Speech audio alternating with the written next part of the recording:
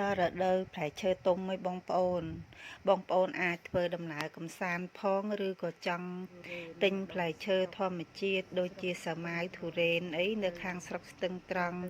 ខេត្តកំពង់ចាមគឺកំពុងតែសវោបងប្អូនចានៅក្នុងមានចការចំការផ្លែឈើជាច្រើនបងប្អូនអញ្ចឹងបងប្អូនចង់បានផ្លែឈើធម្មជាតិអីទៅឥឡូវគឺកំពុងតែទុំចាបងប្អូននេះផ្លូវទៅចការគឺផ្លូវជិះទៅខាងនោះស្រួលឯងបងប្អូនផ្លូវកស៊ូហ្នឹងហើយមានផ្លែឈើធម្មជាតិអញ្ចឹងបងប្អូនអាចដើរលេងផងបងប្អូននឹងនៅក្នុងមានផ្លែឈើធម្មជាតិច្រើនអញ្ចឹងណា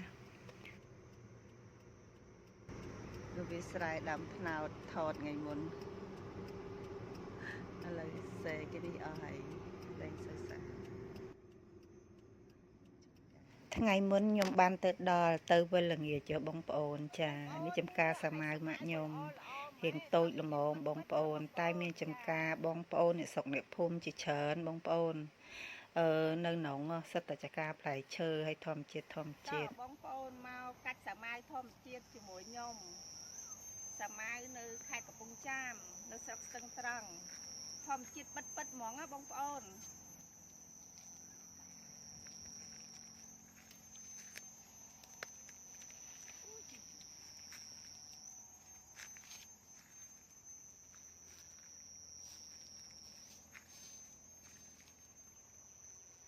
នៅស្រុកស្ទឹងត្រង់ខេត្តកំពង់ចាមសវោចកាបងប្អូននៅ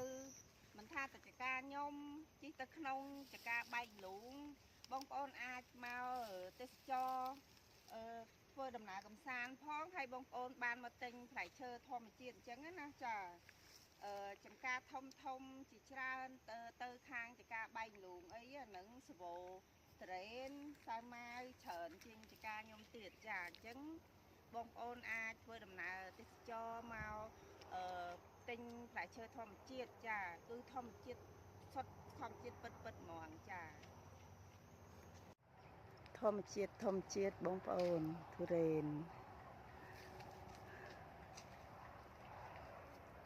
ដោយសារតយើងហូបកុំឲ្យប៉ះពាល់សុខភាពបងប្អូនចាបានផ្លែតិចដើមដែរណាបងប្អូនអត់សូវច្រើនដើមទេផ្លែដើមខ្លះផ្លែដើមខ្លះអត់បងប្អូន